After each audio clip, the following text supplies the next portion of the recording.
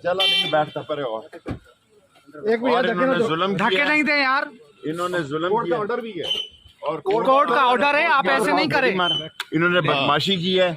ये मसला से 100-200 लोग दाखिल हुए हैं और मेरे मुलाजमों को मारा है, मेरे घर की तलाशी ली है और कोर्ट का ऑर्डर भी है। कोर्ट के ऑर्डर को छोड़ो जी। ये सारे बदमाश हैं, ये घरों में दाखिल हुए हैं, सीढ़ियाँ लगा के इन्होंने दरवाजे तोड़े, बदतमीजी की है और तमाम मुलाजमीन को मारा है और जबरदस्ती मुझे डाला है इन्होंने गाड़ी में और ये यहाँ लेके आए हैं।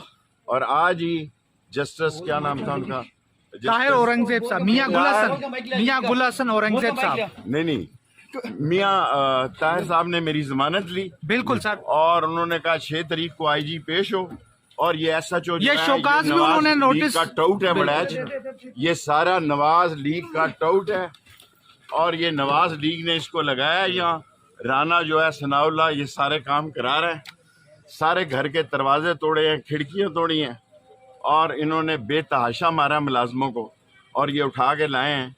ये थाना जुल्म का निशान है। इंशाअल्लाह ताला हक की फतह होगी, इमरान खान के साथ है। Thank you sir, thank you.